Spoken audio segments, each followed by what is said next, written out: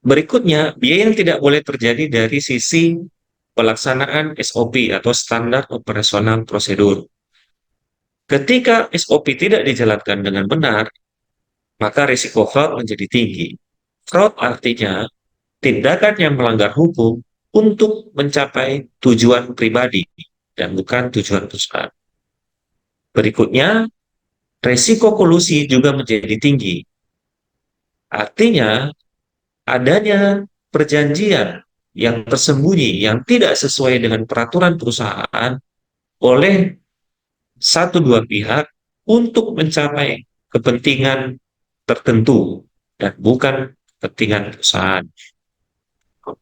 Yang berikutnya, ketika SOP tidak dilakukan dengan benar, hal ini akan menyebabkan waktu, tenaga, biaya yang dikeluarkan perusahaan menjadi pemborosan atau biaya menjadi membengkak karena terjadi salah proses dan hasil yang ingin dicapai tidak terwujud. Dan yang terakhir yaitu resiko proses tidak konsisten menjadi sangat tinggi karena tidak ada acuan atau guidance yang menjadi patokan bagi karyawan. Ketika karyawan tidak melakukan proses secara konsisten, hal ini akan membuat pencapaian target tidak sesuai dengan waktu yang telah ditetapkan, dan biaya-biaya yang dikeluarkan, tenaga, dan waktu menjadi lebih panjang atau bahkan secara biaya menjadi membengkak dan membuat perusahaan terbebani atas biaya tersebut. Berikutnya yang akan kita lihat dari cost control dari sisi people and development. Biaya yang tidak boleh terjadi adalah proses rekrutmen yang tidak berkualitas. Karena kita tahu sendiri, tujuan dari rekrutmen adalah untuk memperoleh karyawan yang dapat memberikan kontribusi yang baik bagi perusahaan. Ketika proses rekrutmen tidak dilakukan dengan berkualitas, hasilnya adalah karyawan direkrut bukan lagi berkontribusi bagi perusahaan, malah menjadi beban bagi perusahaan. Tentu kita semua tidak menginginkan hal demikian. Oleh karena itu, kita sebagai karyawan harus memberikan kontribusi yang baik bagi perusahaan, sehingga ini akan membantu kita memiliki pengembangan diri yang lebih baik ke depan dan membuat perusahaan dapat mencapai tujuannya. Berikutnya, risiko asal-asalan training dan asal-asalan deployment juga dapat menyebabkan biaya yang sangat tidak perlu bagi perusahaan. Asal-asalan training dan asal-asalan deployment ini berakibat pada tidak tercapainya tujuan yang telah ditentukan. Oleh karena itu, perlu untuk senantiasa melakukan training secara berkualitas dan deployment yang tepat dan berkualitas.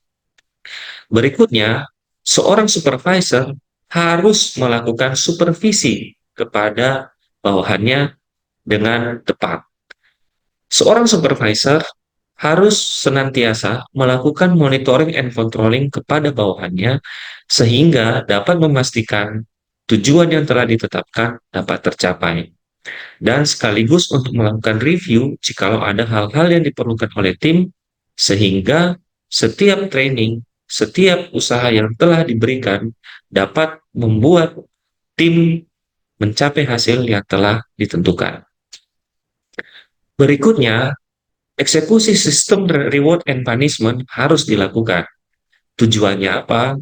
Supaya setiap karyawan dapat memahami posisinya saat ini telah memenuhi harapan yang diberikan atau tidak.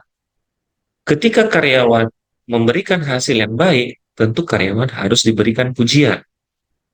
Tetapi untuk karyawan yang belum mencapai tujuan, tentu harus diberikan dorongan dan motivasi.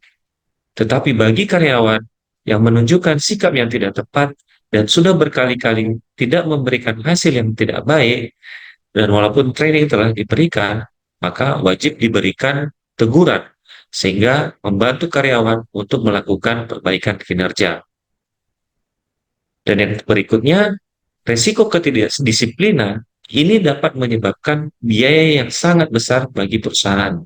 Contohnya, misalnya ada sales dalam satu hari tidak masuk.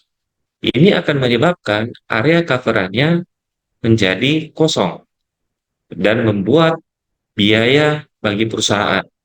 Kenapa?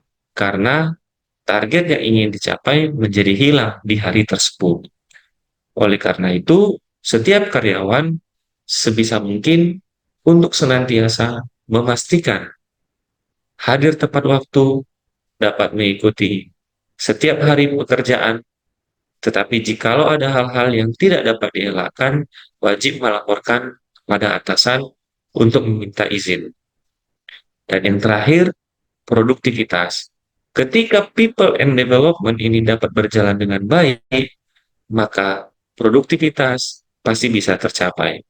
Oleh karena itu, hal ini tentu memerlukan senantiasa kerjasama dari seluruh pihak, baik dari atasan, bawahan, tim HR, atasan langsung, dan lain-lain, untuk dapat memastikan seluruh tim, seluruh karyawan dapat melakukan training, melakukan eksekusi sistem reward and punishment, monitoring dan controlling secara konsisten kepada tim masing-masing.